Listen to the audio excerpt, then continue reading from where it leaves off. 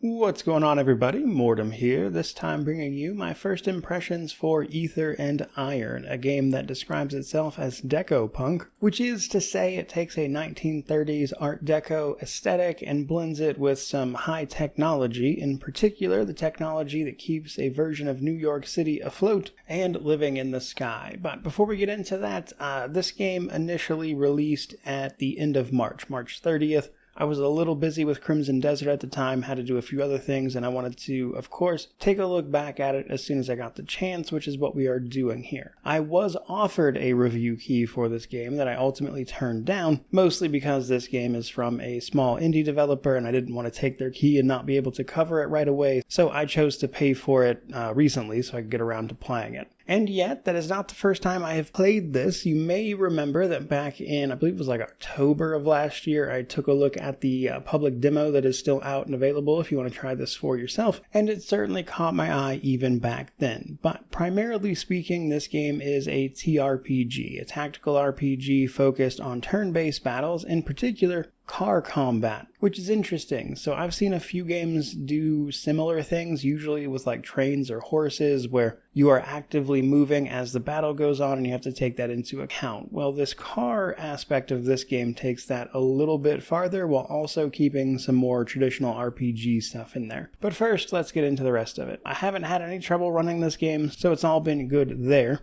Though I will say they've had some patches since the game initially launched that fixed some bugs. I actually think some of the achievements were bugged at first. I also know they wanted to do a first balance pass on the first major boss, as a lot of people were having trouble with that guy, but they've also added some extra difficulty options as well, such as permadeath or a single save mode on top of the regular difficulties. But what are we actually doing here? So in Aether Iron, you play as essentially a smuggler, a woman known as Gia, who is going to pick up a crew of people to help her as you begin to tug at the threads of what makes this place tick. In particular, after falling on a bit of a rough time, you are assigned a job, more or less, by a local fixer, I guess you could call them, who wants you to simply pick up and drop someone off in a different part of the city, which, as you would probably imagine, quickly goes sideways. Your very nice car gets stolen and ultimately wrecked, forcing you to start over in terms of progression, but also the woman you are supposed to be helping turns out to be a very high-level scientist in ether technology, the people who are actually keeping everything afloat with their anti-gravitational tech. In particular, I believe she was researching how to deal with an anomaly that they call the Well, a very dangerous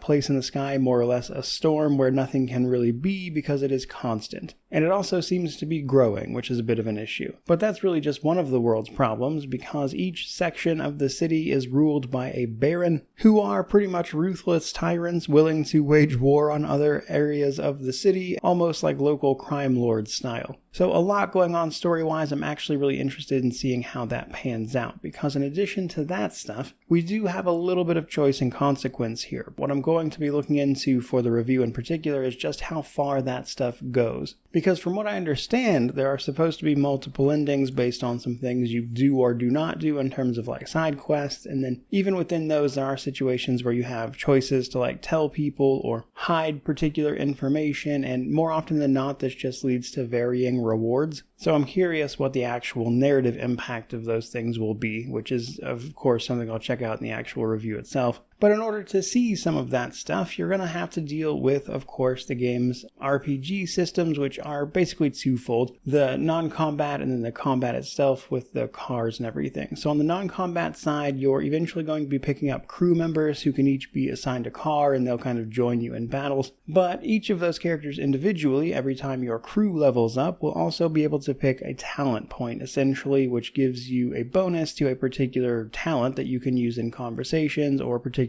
situations. These also typically leading to different rewards or how easy it is to get access to something you may need in terms of like a quest item or the like. But the big draw is, of course, combat. This is where it gets interesting, because in addition to drivers, they can all typically drive, and Gia can drive pretty much everything, different types of vehicles which each serve a general purpose in combat, and you'll be able to like buy and outfit certain vehicles to use, including buying and earning parts to swap out on them to customize exactly what an individual vehicle can actually do for you, which is going to affect things like weight, your total action points to use in combat, and of course the literal actions you can take, movement, etc. But as that probably would have told you, combat is an action point system where you get so many per turn, but the roadways you are on play a role here. For starters, it costs much less AP to move backwards than it does forwards, sometimes just straight up none actually, and this is usually going to help you position in order to attack enemies or ram into them. You have to also watch out for bystanders and the like, because doing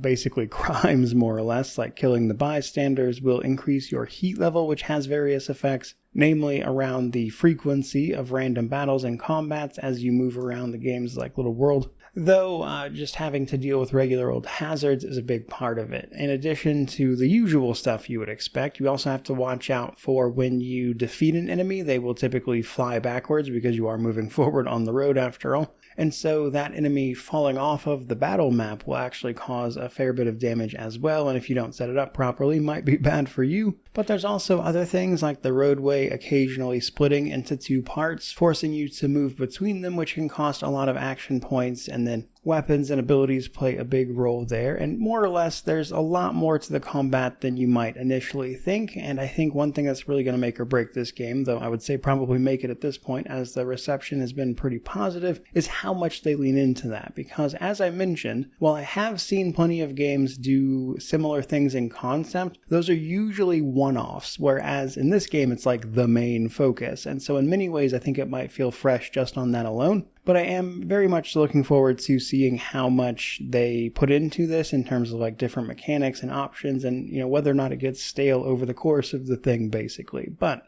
to start bringing all of that together, first impressions of Aether and Iron are pretty positive, I would say. It's an interesting concept. The story seems pretty interesting. I'm curious to see where they're going to go with that. There's obviously some like noir type threads in there that they want to weave into the more basic narrative. There are plenty of companions that will go with that as well, and I'm curious to see, of course, how impactful those guys wind up being, how combat evolves, but so far, so good. Now, in terms of the actual review itself, from what I understand, this game is not terribly long, so it'll probably only take me a couple of days. However, one achievement looks very, very grindy. There's one for basically dealing 10,000 damage in combat, and you don't deal a ton of damage per hit, so I imagine that one will be a lot of grinding random encounters or whatever, but other than that it looks pretty doable. Though I do have like one or two other things in the oven I can't quite talk about just yet, which might slow me down a little, but it's basically this, Swordhaven, and then on to other things for the rest of May, and so hopefully you are looking forward to that. But if you've already played this, or if you're looking forward to the review, I'd love to know what you think about it down in the comment section below, which of course means to like, comment, subscribe, all that YouTube jazz. But regardless of any of that, truly, just thank you so much for watching. I really do appreciate it. May you wander in wisdom, and have an amazing day.